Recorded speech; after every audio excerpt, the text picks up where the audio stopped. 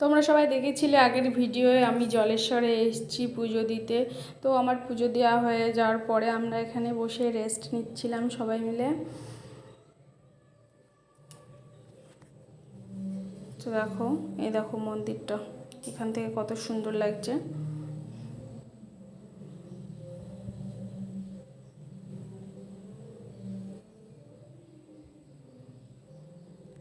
তো এখানে কিছুক্ষণ বসে থাকার পরে ওই যে আমার মা, বোন আর ছেলে বসে আছে।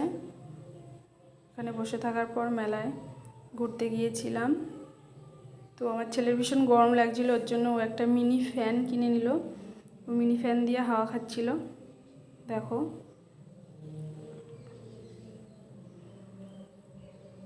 তারপর আমাদের প্রচণ্ড খিদে পেয়েছিল বলে প্রথমে খাওয়ার স্টলগুলোর ওখানে চলে গেলাম। তো এখানে এসে প্রথমে আমি ভুট্টা পুড়িয়ে নিলাম। তো এখানে দুটো নিয়েছিলাম কারণ সবাই খাবে না বলছিল ওর জন্য।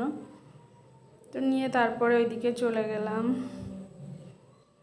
ঘুগনি আর ফুচকা খেতে। তো আমার ছেলে বলছিল ও ঘুগনি খাবে। তো এখান থেকে ঘুগনি আর ফুচকা খেয়ে মেলাটা একটু ঘুরে নিলাম। মেলার মধ্যে কিছুই কেনা হয়নি। তারপর চলে গেলাম নাগরদোলার ওখানে। সবাই বলছিল নাগরদোলায় উঠতে, তো আমার ভীষণই ভয় লাগছিল, বলছিলাম উঠবো না। তো ওরা বললো যে নাগরদোলাটা বেশি বড় না, কিছু হবে না, কারণ এর থেকেও বড় বড় নাগরদোলা আসে এই মেলায়। তো আমি নাগরদোলার উপরে উঠে ভিডিও নিচ্ছিলাম। দেখো, ওই যে মন্দিরের চূড়াটা দেখা যাচ্ছে, মেলাটাও সম্পূর্ণ দেখা যাচ্ছে।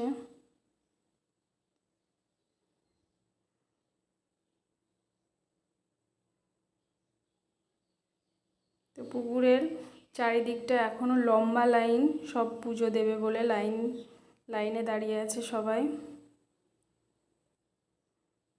দুধ পুকুরটাও কত সুন্দর লাগছে উপর থেকে। তারপর নাগরদোলার থেকে নেমে আমরা একটু চা খেয়ে নিয়েছিলাম। নেওয়ার পরে সন্ধ্যা হয়ে গেছিল। দুধ পুকুরের পাশে অনেকক্ষণ বসেছিলাম আমরা। এরপর আমরা বাড়ি যাব। আমরা বাড়ি ফিরছি। তো এখানে দেখো, আমি অনেক কিছু জিনিস কিনেছি। এগুলো আমার টুকটাক প্রয়োজনীয় জিনিস। তো আমি মেলার মধ্যে থেকে কিনিনি, এগুলো এমনি আমাদের বাজার থেকেই কিনে এনেছি।